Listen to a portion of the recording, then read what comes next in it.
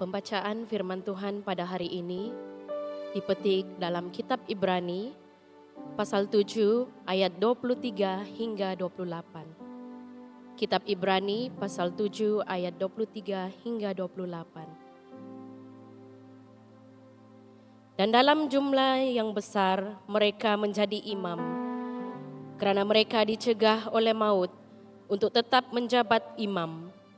Tetapi kerana ia tetap selama-lamanya, imamatnya tidak dapat beralih kepada orang lain. Kerana itu ia sanggup juga menyelamatkan dengan sempurna semua orang yang oleh dia datang kepada Allah. Sebab ia hidup senantiasa untuk menjadi pengantara mereka. Sebab imam besar yang demikianlah yang kita perlukan, yaitu yang saleh, tanpa salah, tanpa noda, yang terpisah dari orang-orang yang berdosa dan lebih tinggi daripada tingkat-tingkat syurga, yang tidak seperti imam-imam besar lain, yang setiap hari harus mempersembahkan korban untuk dosanya sendiri, dan sesudah itu barulah untuk dosa umatnya. Sebab hal itu telah dilakukannya satu kali untuk selama-lamanya, ketika ia mempersembahkan dirinya sendiri sebagai korban. Sebab hukum Taurat menetapkan orang-orang yang diliputi kelemahan menjadi imam besar, tetapi sumpah yang diucapkan kemudian daripada hukum Taurat menetapkan anak yang telah menjadi sempurna sampai selama-lamanya. Demikianlah firman Tuhan. Syukur kepada Allah. Dalam hadirat Tuhan, marilah kita berdoa.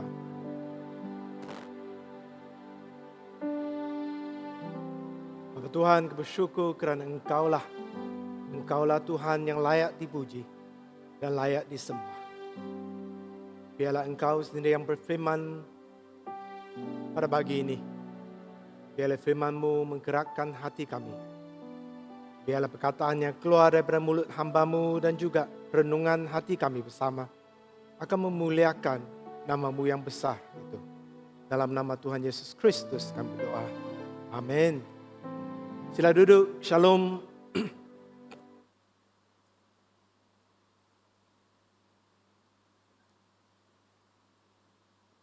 Pada minggu ini sebenarnya kita sudah sampai ke Ibrani pasal yang ke-7 ayat 11 sehingga 28. Yaitu dengan tajuknya pengharapan yang sempurna. Untuk petikan yang seterusnya adalah daripada Ibrani pasal yang ke-8 ayat pertama sehingga ayat ke-13. Itu adalah untuk tanggal 25 bulan Jun nanti. Sebab minggu depan kita tidak akan berkongsi daripada Ibrani pasal yang ke-7. Kita ada perayaan Hari Bapa dan juga ada pengkhotbah daripada Korea yang ambil kebaktian pada minggu depan. Untuk kita sampai ke fasa yang ke-7 ini kita terpaksa konstan sedikit berbalik kepada petikan yang sebelum ini sebab jemaah ini tidak mengikuti perkongsian daripada Ibrani untuk 2 minggu. Can we go back? Ya.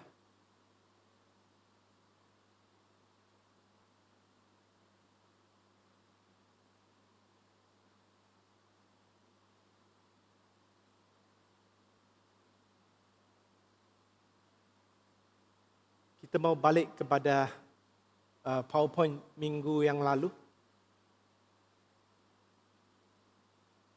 Minta maaf sebab kalau kita berbalik kepada PowerPoint minggu yang lalu, kita tidak boleh menangkap apa yang dikatakan di penghujung pasal yang ke-7 ini. Last week PowerPoint from PJA.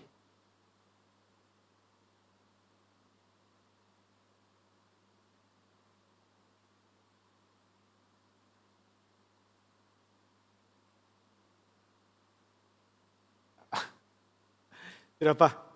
Kalau begitu, never mind. I go back. Ibrani pasal yang ke-7, ayat yang pertama sehingga ayat yang ke-10 ya. Ini adalah tentang pengajaran tentang bagaimana orang Yahudi, sebab surah ini ditulis kepada orang Yahudi yang sudah percaya Yesus Kristus. Tetapi mereka dalam keadaan di mana kepercayaan mereka kepada Yesus Kristus itu diragu-ragukan, sebab mereka fikir mereka mesti juga mengamalkan tradisi dan juga kepercayaan orang Yahudi yang tertentu. Maka dalam pasal yang ke-7, ayat yang pertama sehingga ayat 10, sebenarnya untuk 3 minggu daripada fasa yang kelima, penghujung fasa kelima, sehinggalah fasa yang ke-7 ini, penulis mengajar tentang bagaimana Yesus Kristus itu lebih sempurna ataupun lebih baik daripada apa yang tertulis di dalam buku Imamat itu. Jadi apa yang kita belajar daripada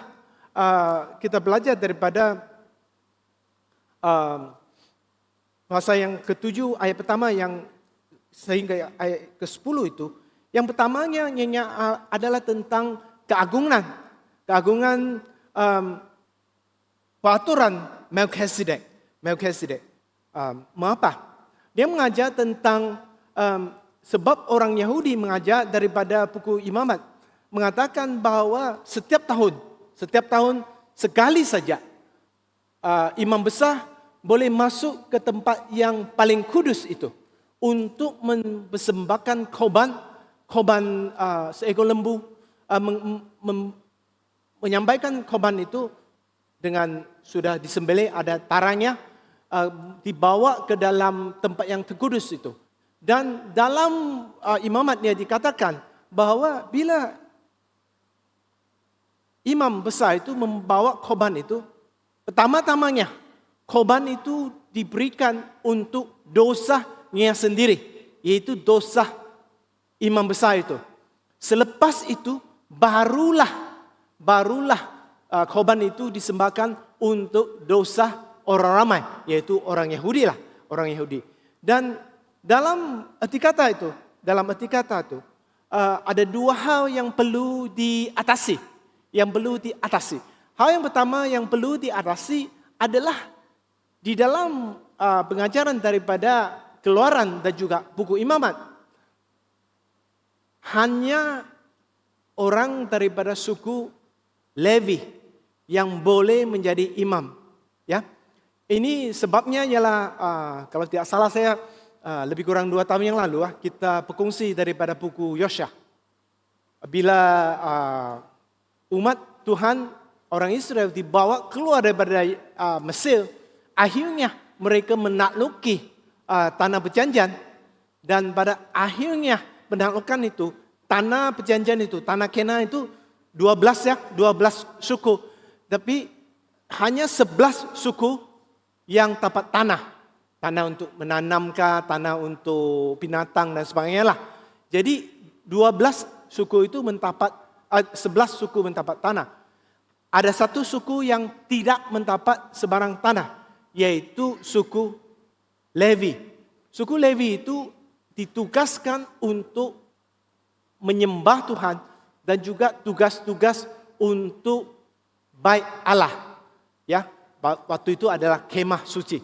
Selepas itu baru mereka di waktu Solomon baru dibina bait Allah. Tapi tugas suku Levi itu adalah sebagai imam dan juga tugas-tugas dalam tempat menyembah Tuhan. Maka masalah yang pertama yang dihadapi oleh orang Yahudi ialah ini, yaitu mereka kata kalau ada imam yang boleh menyampaikan sesuatu kepada Tuhan, mestilah daripada suku Levi. Tapi penulis di Ibrani bermula dari penghujung pasal kelima itu mengatakan bahwa Yesus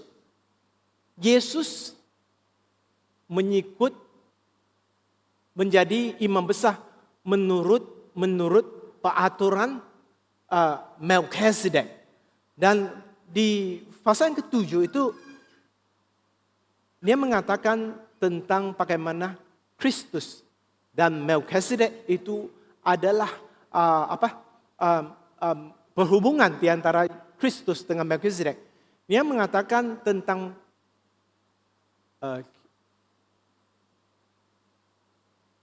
Melkisedek. Dia mengatakan tentang Melkisedek yang lebih agung. Ya.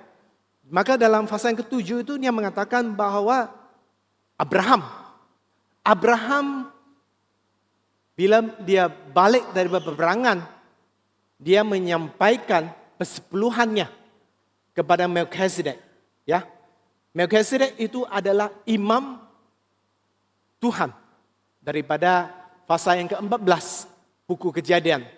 Daripada buku Kejadian pasal yang ke-14. Maka dia mengatakan ini. Sebab Melkisedek adalah Raja Salem, imam Allah yang maha tinggi. Dia pergi menyongsong Abraham ketika Abraham kembali daripada mengalahkan raja-raja dan memberkatinya. Kepadanya pun Abraham memberikan sebeluhan daripada semuanya. Menurut erti namanya Melkisedek, ada pertama-tama Raja Kebenaran dan juga Raja Salem, yaitu Raja Damai Sejahtera. Maka ini adalah sesuatu yang penting ya dari segi masa. Melkisedek dan Abraham adalah sebelum peraturan ataupun hukum 10 diberikan. Ya, maka penulis mengatakan dengan itu Melkisedek adalah imam yang dilantik oleh Tuhan sebelum Abraham. Sebelum Musa. Salah satu perkara yang lain yang penting dalam fahaman kita, mengapa penulis menggunakan Abraham? Abraham itu dianggap sebagai fathers of a nation, yaitu bapa kepada segala bangsa. Ya, jadi kalau di sekolah minggu dululah, saya kurang pasti sekolah minggu sekarang ya. Dulu sekolah minggu ada nyanyi lagu Father Abraham has many children. Saya kurang pasti dalam bahasa Melayunya apalah. Tapi adalah lagu yang menyanyikan tentang Papa Abraham itu mempunyai banyak anak ya di sekolah minggu. Tapi sebenarnya lagu yang pendek dan lagu yang chorus yang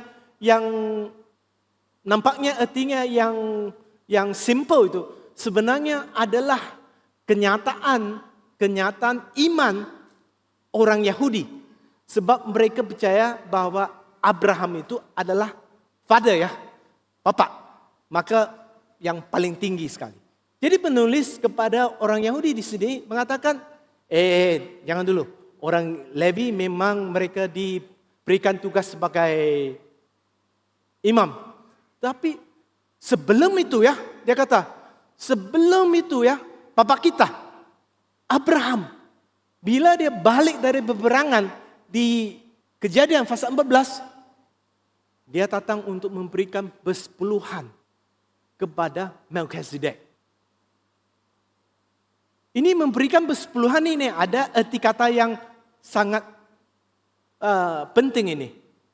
Ya, bila kita memberikan persepuluhan ini ataupun memberikan persembahan, ini bukan sekata-kata tentang duit. Kalau kita tadi ambil keluar 20 ringgit untuk simpan di bag, memang nanti keluar kurang 20 ringgit sudah kan? That is the truth lah kan.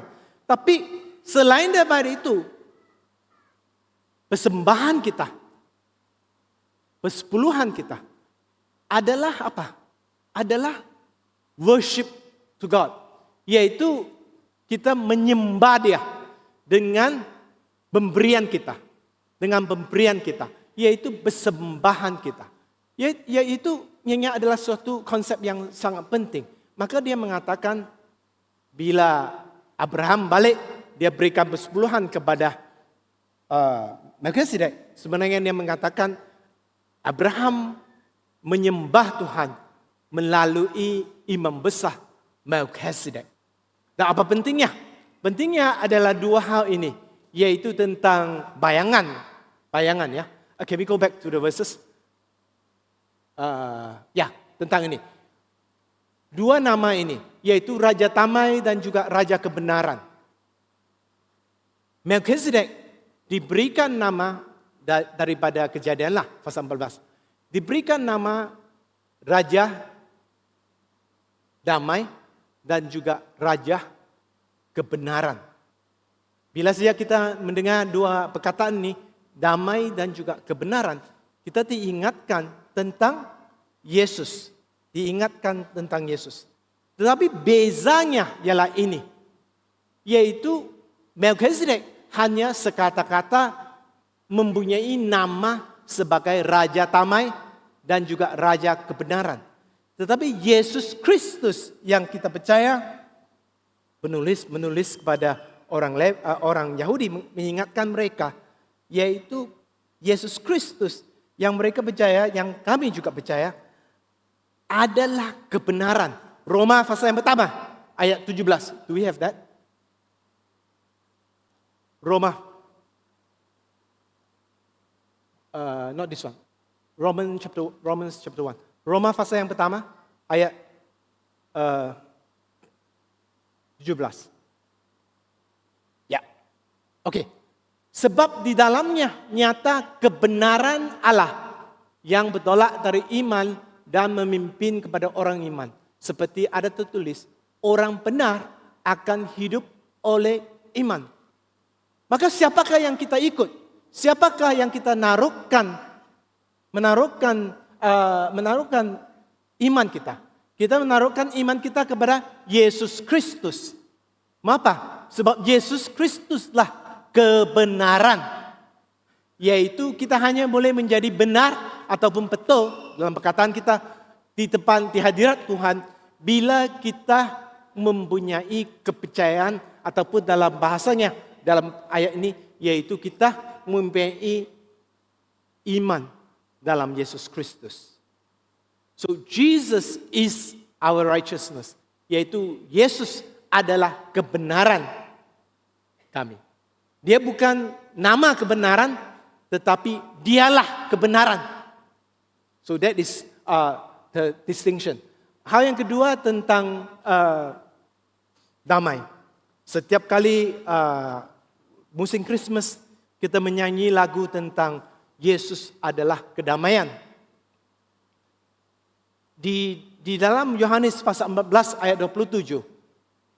Yohanes pasal 14 ayat 27. Okey. Yang mengatakan, damai sejahtera ku tinggalkan bagimu. Damai sejahtera ku berikan kepadamu. Dan apa yang ku berikan tidak seperti yang diberikan oleh dunia kepadamu. Janganlah gelisah dan gentah hatimu. Maka Melkisedek mempunyai nama Raja Damai. Nama saja. Tetapi Yesus Kristus, bayangannya ialah Yesus Kristus adalah damai. Maka dia mengatakan Yesus Kristus, ini adalah perkataan Yesus Kristus dari buku Yohanes ya. Mengatakan Yesus Kristus yang memberikan sejahteraanku, yaitu damai kepada kita yang mau terimanya. Dua hal dalam ayat ini ya. Mengapa dia kata damai sejahtera ku tinggalkan bagimu, damai sejahtera ku berikan kepadamu. Apa yang ku berikan tidak seperti yang diberikan oleh dunia kepadamu. Janganlah gelisah dan gentah hatimu. Ini adalah tentang tradisi ya, tentang budaya. Orang di Timur Tengah ya, di mana Alkitab ditulis salam mereka adalah shalom ataupun dalam bahasa di sini contohnya wassalamualaikum itu adalah tentang peace, yaitu tentang damai, ya, tentang damai. Tapi Yesus kata ini bukan saja sebarangan orang yang jumpa kita dia kata shalom. Itu hanya perkataan saja. Ini contohnya kan, saya kurang pastilah orang Toraja. Kalau orang Cina kan, kalau dia jumpa dengan kau, dia mau salam. Dia tidak salam kan, dia kata sudah makan kah? Kurang pastilah, saya orang sungai, adakah ini? Tapi Itulah budaya. Budaya orang Cina dulu lah. Sekarang mungkin kurang lah. Tapi mereka tanya, sudah makan kah? Sepau meo. Dia bukan kata dia mau jemputkan makan. Itu hanyalah satu salam yang sebenarnya kosong. Kau kata kau lapar pun dia, oh, oke. Dia bukan mau beli kondomen kasih kau.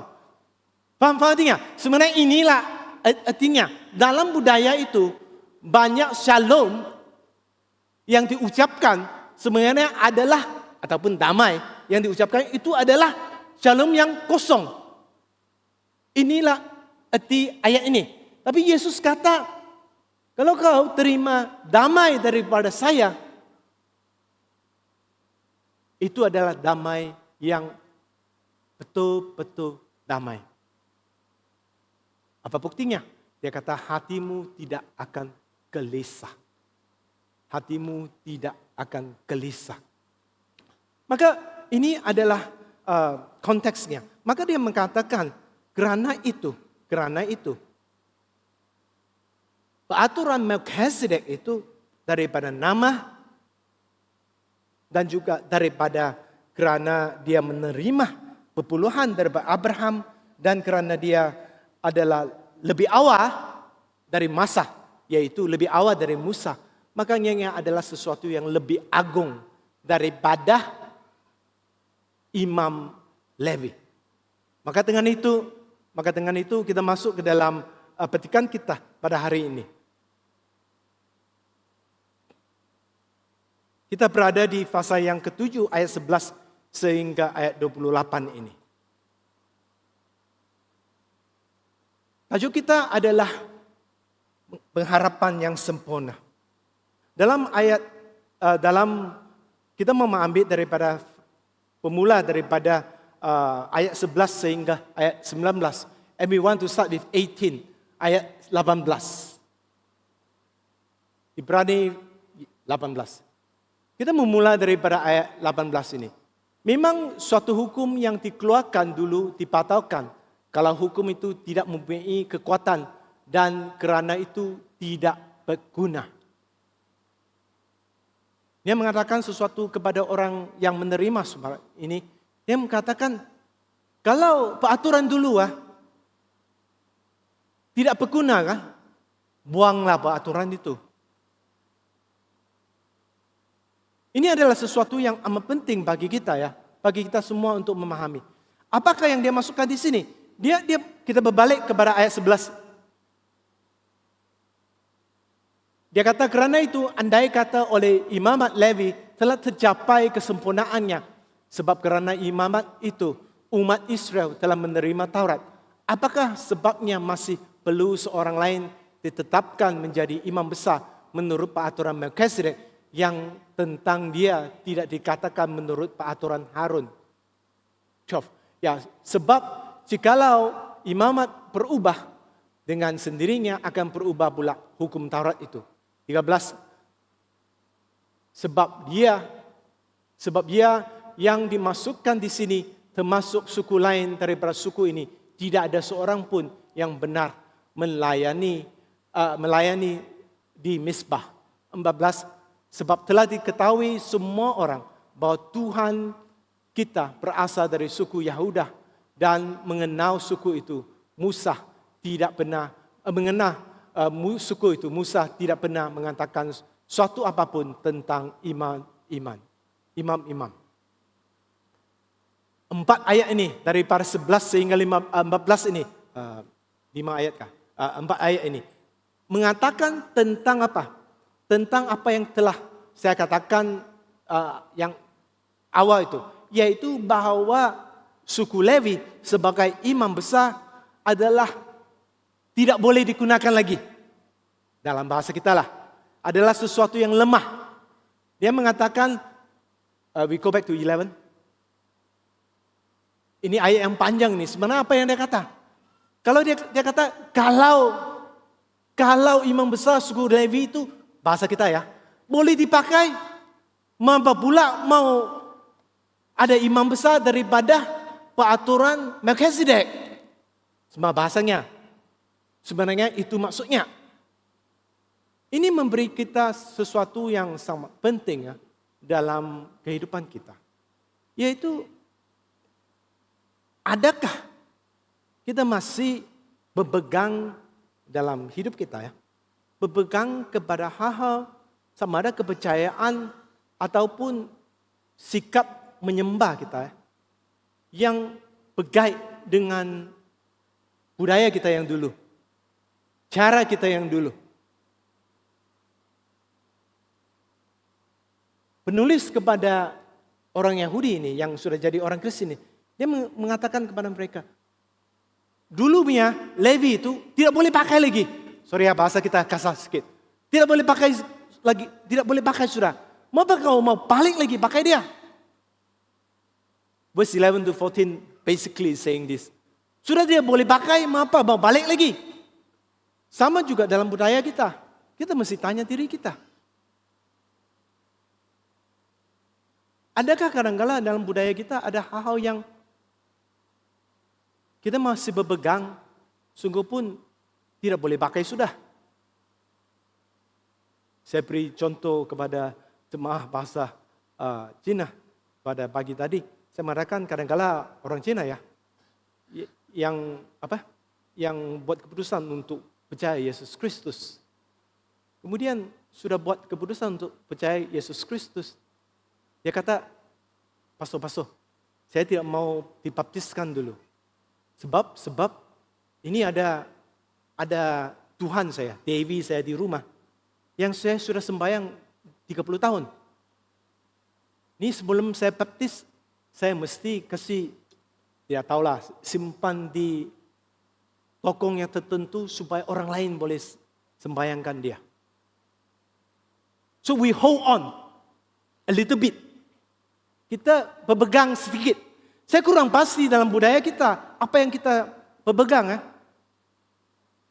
Adakah kita boleh lepaskan yang kita tahu tidak boleh pakai itu. Ataupun kerananya adalah budaya, maka kita masih pegang kepada dia. Sungguh pun kita dengan terbuka adalah orang Kristen, orang percaya Yesus Kristus, tetapi kita simpan budaya kita itu dalam kotak yang kecil. Bukan kotak lah, tapi dalam cara hidup kita. In our mind, dalam otak kita, dalam fahaman kita. We keep it in a small box, kita simpan dalam kotak yang kecil. Kadang-kala saya diminta, istri saya dan saya diminta untuk memberikan counseling sebelum kawin, ya, premarital counseling. Kalau kadang-kala ada pasangan yang jumpa dengan kami, yang daripada apa yang dikongsikan, ialah salah satu, sama ada boyfriend ke girlfriend, mempunyai girlfriend ataupun kita pakai lelaki lebih bagus sebab saya lelaki ya. Dia, boyfriendnya mempunyai girlfriend yang dulu, yang sangat rapat. One of the things, salah satu perkara yang kita, istri saya dan juga saya yang akan beritahu pasangan itu ialah gambar ya, surat dan gambar daripada girlfriend dulu mesti sama dibuang ataupun dinyala api. Wah, kau kata ini, oi kecil hati betul ni. Mau simpan girlfriend punya, dulu punya girlfriend punya gambar pun tidak boleh kah? Tapi ini ada sebabnya. Kita yang sudah kawin masih keep girlfriend punya gambar, nanti pulang tolong ya. Ada sebabnya.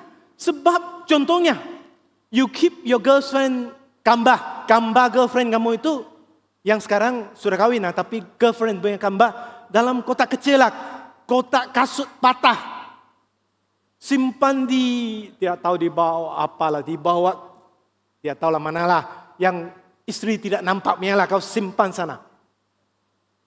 1 minggu,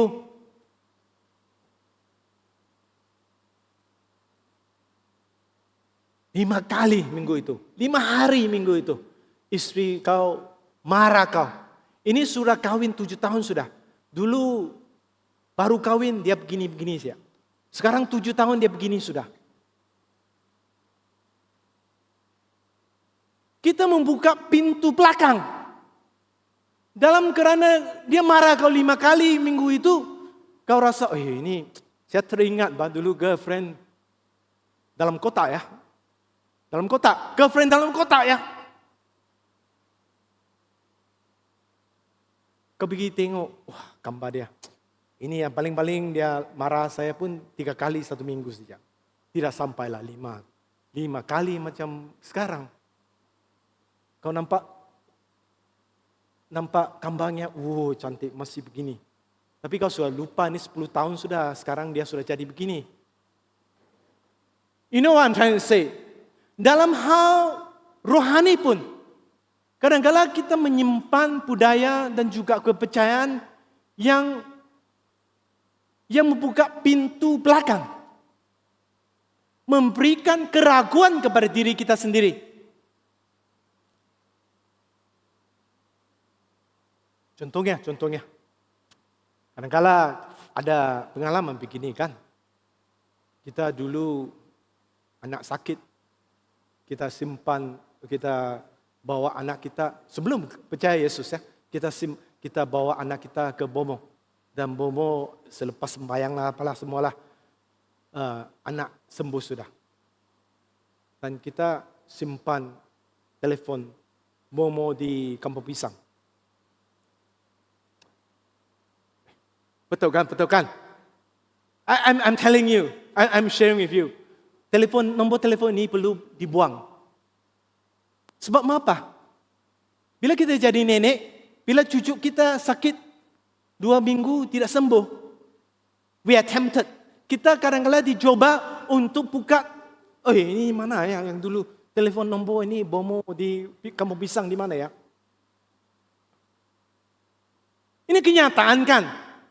Itulah sebabnya penulis kepada orang Yahudi memberitahu mereka yang sudah percaya Yesus Kristus, tinggalkan hal-hal tentang orang Lewi ini. Karena dia mengatakan, mesti yang pertama untuk melepaskan. Can we have verse 18? Verse 18, ayat 18.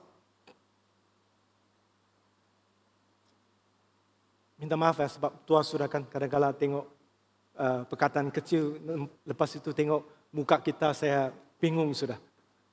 18 ya, dia mengatakan, kalau hukum itu tidak mempunyai kekuatan, kerana itu tidak berguna. Dia kata dipataukan. I'm not sure what are the things that you need to pataukan. Saya kurang pasti apa hal yang perlu kita secara rohani perlu pataukan. Kadang-kadang ialah budaya yang tertentu. Budaya yang susah betul mau dipataukan. Dalam jemaah ini ramai orang Toraja ya. Salah satu budaya yang paling mendalam.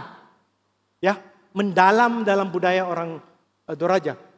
Sungguh pun saya tidak layak untuk komen dengan mendalam.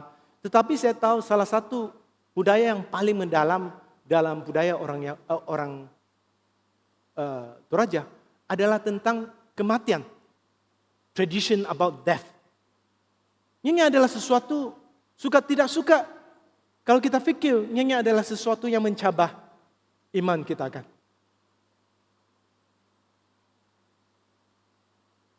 Kadang-kadang dulu kawan saya di Tawau, dia kata, kadang-kadang ini susah betul ya. Dia kata, saya tidak mau ikut. Tapi kadang-kadang kan, ada orang mati sudah kan. Lepas 6 bulan mereka adakan upacara. Saya tidak minta pun mereka hantar itu daging babi ke rumah saya. I tell you, if you don't refuse the daging babi, you will forever be tied to it.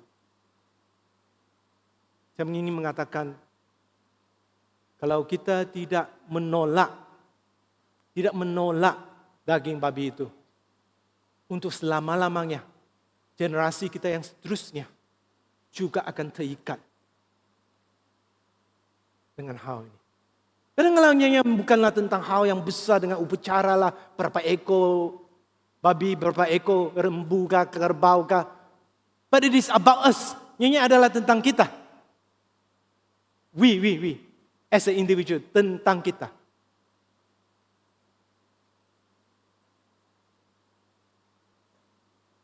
Kita perlu mempunyai iman. Seperti yang dikatakan oleh penulis kepada Ibrani. Ditolak. Kerana ianya adalah sesuatu yang kita tahu tidak berguna. Seterusnya, mengapa tidak berguna? Ayat 15, 16 kami go to.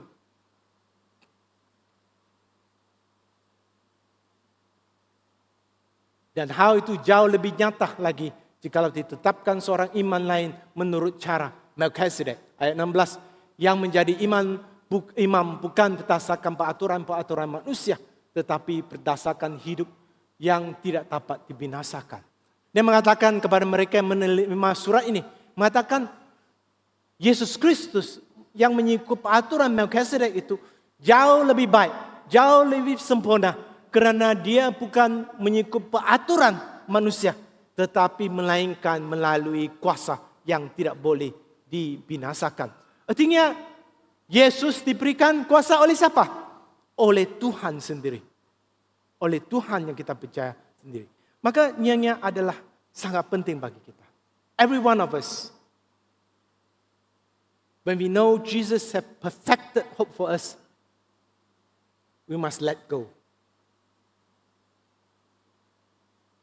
Bila kita tahu bahwa Yesuslah pengharapan kita yang sempurna, kita mesti lepaskan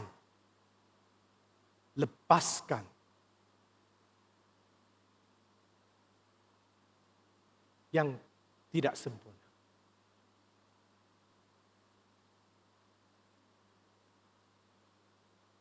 Ayat 19, verse 19.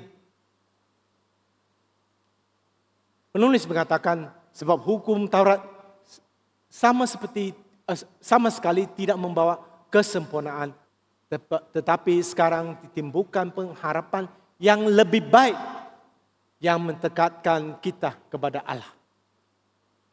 Dia mengatakan bahwa Yesus Kristus adalah pengharapan yang lebih baik. Bagi mereka yang menerima surat itu, mereka seperti mau berdiri di tengah-tengah. Sama ada mau mengikut Levi, tradisi orang Levi, ataupun mau mengikut Yesus. Tapi penulis mengatakan Yesus itu adalah jauh lebih baik dengan alasan yang telah diberikan. Bukan saja itu, dia mengatakan bahwa pengharapan yang lebih baik itu yang mendekatkan kita kepada Allah. It's very important. Yaitu kita mendekati Allah seperti pada pagi ini. Kita berada di sini untuk sembahyang. Kita mendekati Allah dalam pujian kita, dalam persembahan kita, dalam penyembahan kita. Kita mendekati Allah sebab apa? Sebab pengharapan yang lebih baik, yaitu Yesus Kristus. Ini adalah sesuatu yang sangat penting. Untuk lebih kurang 1 tahun sebelum ini, saya sembahyang di satu gereja yang kecil ya. Lebih kurang 2 bulan yang lalu saya balik ke gereja ini untuk sembahyang, dan ada satu hari Minggu saya masuk ke dalam gereja St. Patrick ya, gereja St. Patrick. Waktu saya masuk, saya lambat sudah, padri lambat lah, saya lambat sudah hari itu. Saya masuk, dan apa yang menarik saya adalah apa? Adalah musiknya dan juga lagunya yang quality yang begitu tinggi. Sebab 1 tahun saya berada di gereja yang kecil kan. Musik mereka oke ya. Jadi waktu saya masuk ke dalam gereja seperti itu, wah, bukan main. Quality, soundnya, penyanyinya, lagunya, semua adalah sesuatu yang menarik kita. Tapi kadang-kala kita perlu tanya diri kita, adakah itu yang mendekatkan kita kepada Tuhan, ataupun kita mesti ingat Yesus Kristus yang mendekatkan kita kepada Tuhan. Bagi kita yang melayani ya, khasnya bagi kita yang melayani. Dulu kan waktu saya masih semua hitam rambut, saya selalu dipanggil untuk melayani di gereja yang kecil kan, di kampung dan sebagainya lah. Ada satu tempat tidak begitu jauh lah, lebih kurang 1 jam. Kebaktiannya adalah pukul 12 tengah hari ya, hari Minggu. Dan bumbungnya rendah dan kadang-kala panas betul. Dan jemaahnya pun lebih kurang 15 sehingga 20 orang saja. Kadang-kala waktu saya sampai di situ kan, ini saya katakan tentang diri saya. Kadang-kala saya sampai di situ kan, saya rasa saya dalam pikiran saya, it's okay lah. Saya hanya datang untuk menyampaikan firman Tuhan. Sikap yang sangat sombong di hadirat Tuhan. I'm there to worship God. Sepatutnya berada di situ untuk menyembah Tuhan, bukan untuk mengajar firman Tuhan. Kalau tempat begini ramai orang yang khotbah pun hebat-hebat semua. Tapi kalau minggu depan 10 orang saya berada di sini, orang yang khotbah di sini sama ada dia akan hebat-hebat kan tidak? Sebenarnya is our heart, ialah hati. Adakah kita mendekati Tuhan? Those of us who are worshiping, in the worship team. Minggu itu tak ada elektrik. Ada hati kita untuk menyembah. Sebab soundnya sudah tidak cantik. Ataupun hati kita menyembah. Tetap setia kepada Tuhan. Kerana kita mendekati Tuhan. Melalui Yesus Kristus. We all need to examine ourselves. Kita semua perlu memeriksa hati kami. Tak ada orang yang boleh jawab bagi kita, tetapi setiap kita perlu menanyakan diri kita. Seterusnya ayat 20. Ayat 20. Dan sama seperti hal ini tidak terjadi tanpa sumpah. Memang mereka telah menjadi imam tanpa sumpah.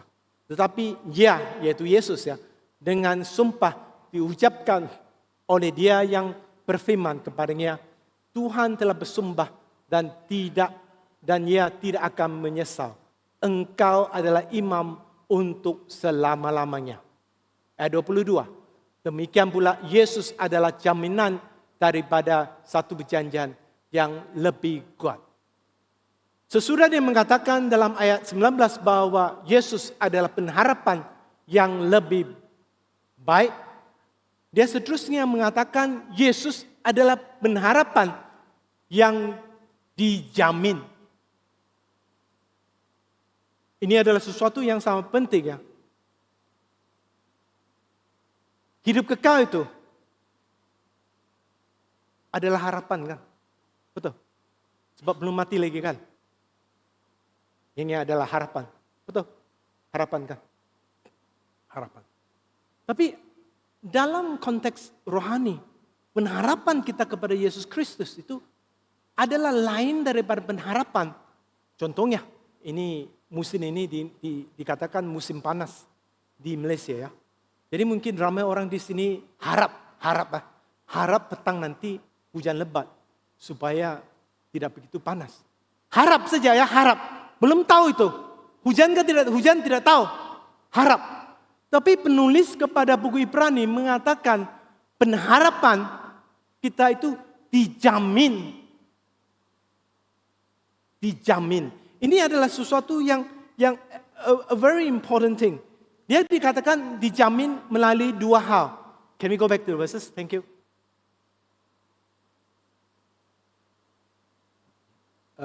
Terima kasih. Pertama dia kata orang Levi mereka menjadi imam tidak ada sumpahnya. Tetapi Yesus Kristus bila dia dijadikan imam besar, Tuhan memberikan sumpahnya. Ya. Dalam petikan yang kita sudah kongsi, kita kata tentang Abraham kan. Abraham dijanjikan bahwa dia akan ada banyak anak. Selepas dia melalui banyak masalah dan pencobaan, pada akhirnya Tuhan mau yakinkan hati Abraham tentang janjinya. Dia memberikan apa? Sumpah. Supaya janji itu diketahui sebagai janji yang dijamin. Maka Paulus penulis ini sebenarnya memberikan perbandingan ini dengan janji Tuhan kepada Abraham. Dan janji yang dikatakan dalam Mazmur pasal yang 110 ayat 4 ini. Yaitu Tuhan sumpah. Can we go back to the verses? Thank you. Tuhan sumpah bahwa Yesus adalah imam Melkisedek untuk selama-lamanya. Maka kepercayaan kita kepada Yesus Kristus adalah pengharapan yang dijamin oleh, yang pertama, dijamin oleh sumpah Tuhan.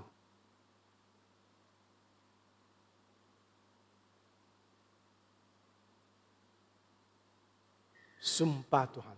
Di dalam Kejadian yang berkata bahwa bila Tuhan bersumpah, tiada yang lebih besar daripada dia. Dia hanya boleh sumpah di dalam namanya sendiri. Yang kedua, mengapa perjanjian pengharapan itu adalah sesuatu yang dijamin. Ayat 23. Dan dalam jumlah yang besar mereka telah menjadi imam kerana mereka dicegah oleh maut untuk tetap menjabat imam. Tetapi kerana dia tetap selama-lamanya, imamatnya tidak dapat beralih kepada orang lain. Ayat 23, sekali lagi penulis kepada orang Ibrani mengingatkan mereka bahwa orang Lewi itu sungguh pun dia jadi imam, tetapi dia mati juga.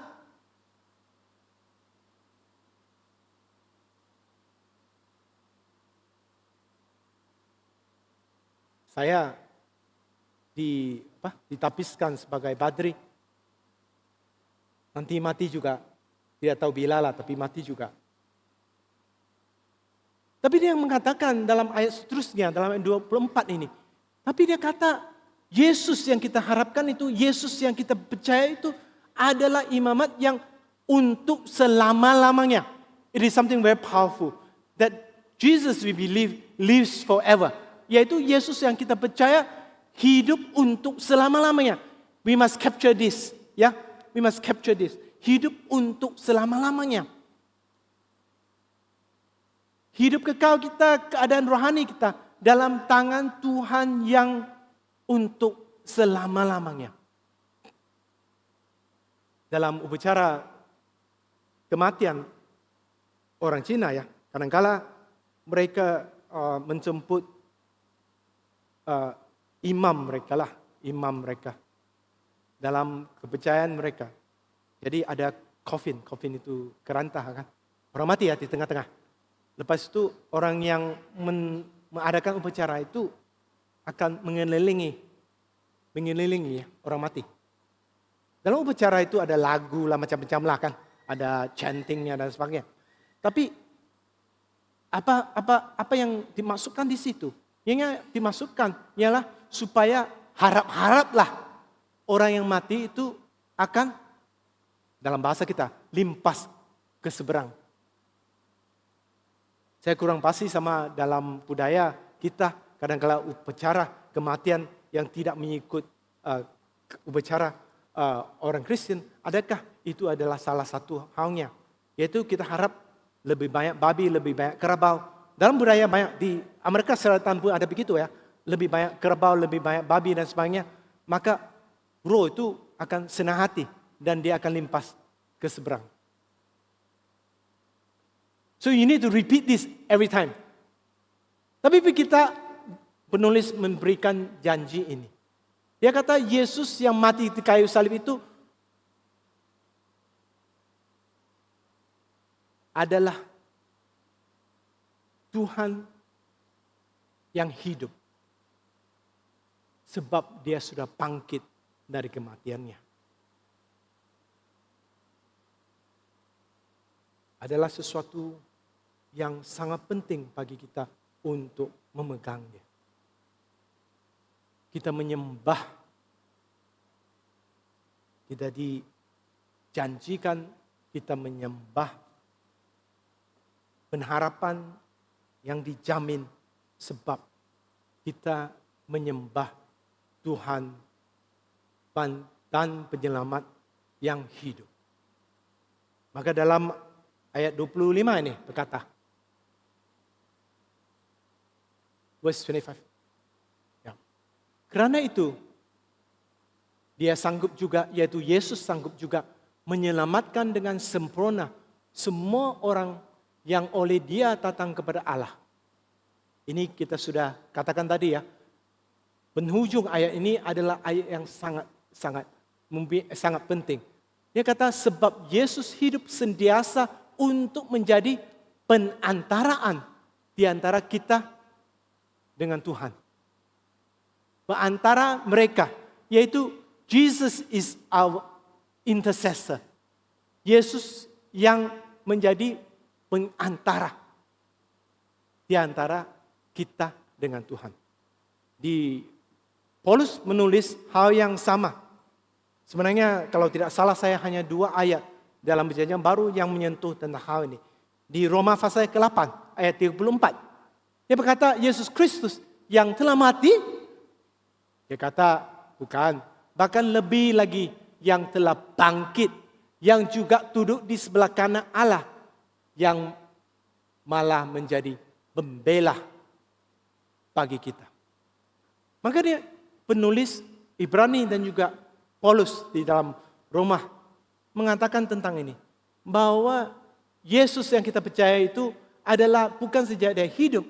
Tetapi dia menjadi penantaraan dan pembela kita di hadapan Tuhan. So every time we pray, setiap kali kita berdoa, kita mempunyai keyakinan bahwa Yesus yang kita naruhkan kepercayaan kita, menaruhkan iman kita itu juga akan membela kita di depan Allah. Menyampaikan doa kita. Sesungguhnya sebenarnya sebelum kita berdoa, dia sudah menjadi pengantaraan di antara kita dengan Tuhan. Itu adalah satu jaminan yang begitu besar sekali. Saudara dan saudariku, kita perlu berpegang kepada jaminan ini. Harapan kita bukanlah harapan semata harapan. Bukanlah harapan supaya petang nanti hujan lebat. Yang kita tidak tahu sama ada akan hujan atau tidak hujan. Tetapi pengharapan kita adalah pengharapan yang dijamin oleh sumpah Allah dan juga karena Yesus yang kita percaya itu adalah Yesus yang hidup dan menjadi pengantara ataupun pembela bagi kita di hadirat Tuhan. Seterusnya ayat 26 sehingga ayat 27. Sebab imam besar yang demikian kita perlukan sesuatu, ini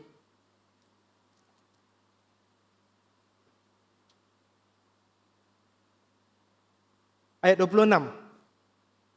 Sebab imam besar yang demikianlah kita perlukan, yaitu yang saleh, tanpa salah, tanpa notah, yang terpisah daripada orang-orang berdosa dan lebih tinggi daripada tingkat-tingkat syurga. Ayat 27. Yang tidak seperti imam-imam besar yang lain, yang setiap hari harus mempersembahkan korban untuk dosanya sendiri, dan sesudah itu barulah untuk dosa umatnya. Sebab hal itu telah dilakukan olehnya, yaitu Yesus Kristus, satu kali untuk selama-lamanya ketika ia mempersembahkan dirinya sendiri sebagai korban. Maka ini adalah tentang pengharapan. Bukan saja bukan pengharapan yang lebih baik, pengharapan yang dijamin, tetapi pengharapan yang disempurnakan. Mengapa dikatakan disempurnakan? Sebab orang Yahudi memerlukan orang Levi untuk membawa korban bagi mereka masuk ke dalam hadirat Tuhan. Ya. Tapi penulis sudah kata tentang kelemahan Imam Levi itu. Dia mengatakan kita mempunyai Yesus Kristus. Bukan saja dia hidup, tetapi dia adalah imam besar yang tidak ada dosa. Tidak ada yang terpisah dari dosa. Sebab, seperti saya katakan lebih awal, mengikut buku imamat, imam besar Levi itu membawa korban kepada Tuhan pertama-tamanya untuk dosanya sendiri. Kemudian baru untuk umatnya. Tapi Yesus Kristus kerana dia tidak mempunyai dosa, maka dia tidak perlu membawa korban untuk dosanya sendiri. Korbannya hanyalah satu kali selama-lamanya untuk semua orang.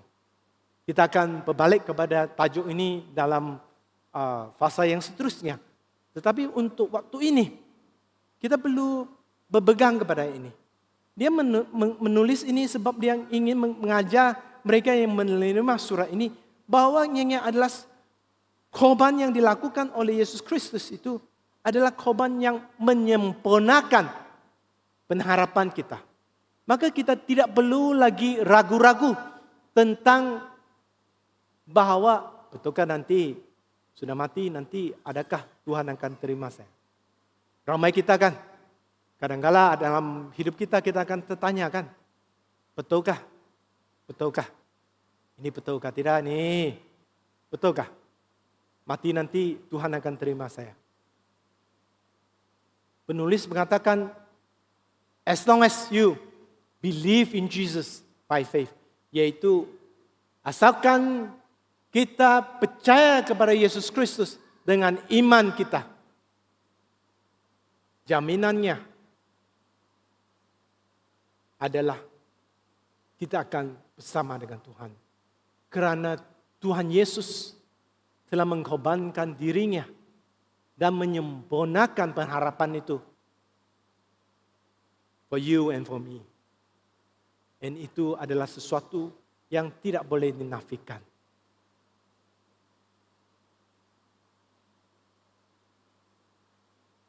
Saya ingin menggalakkan semua yang berada di sini untuk berpegang kepada pengharapan ini. Pengharapan yang tidak goyang. Pengharapan yang sudah dijanjikan. Pengharapan yang dijaminkan. Dan juga pengharapan yang disempurnakan oleh Tuhan Yesus. Dan saya akan berakhir dengan ayat 28. Verse 28.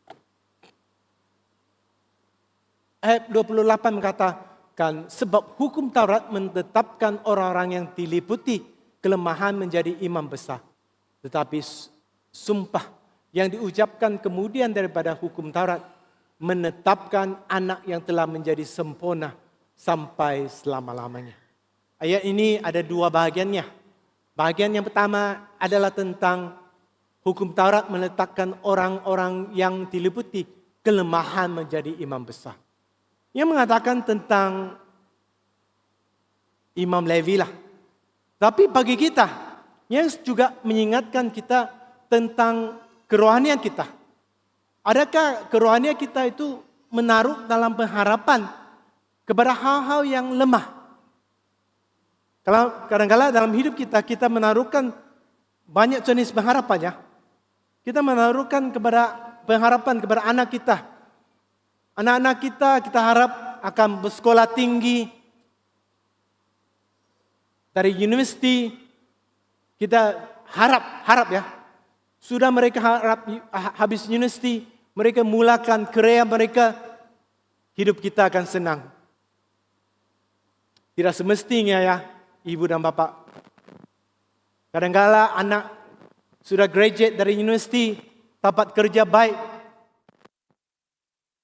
Barulah dia mula sakitkan hati papa. Barulah dia sakitkan hati mama. So the hope that we have in this world. Maka pengharapan yang kita ada dalam dunia ini. Bukanlah pengharapan yang sempurna. Bukanlah pengharapan yang boleh memenuhkan keinginan hati kamu. Bagi orang muda, kadang-kala kita fikir ini iPhone. Dia tahu nombor berapa sudah iPhone. Sorry ya. Tapi kadang-kala kita pikir, wah ini tahun depan saya mau ada iPhone baru. Kita pikir dapat iPhone baru yang nombornya tidak tahu berapa lah. Kita akan, dalam hati kita, we will be satisfied. Hati kita akan, puas. Hati kita akan puas. Saya ingin beritahu kepada saudara dan saudariku yang muda. Uncle kamu, apek kamu yang pakai handphone ini 7 tahun sudah. Hati lebih puas daripada kau. Sebab pengharapannya bukan di atas handphone itu. Menaikkan pengharapan kita. Mestilah di dalam Yesus Kristus, Juru Selamat kami. Semoga Tuhan memberkati kami semua.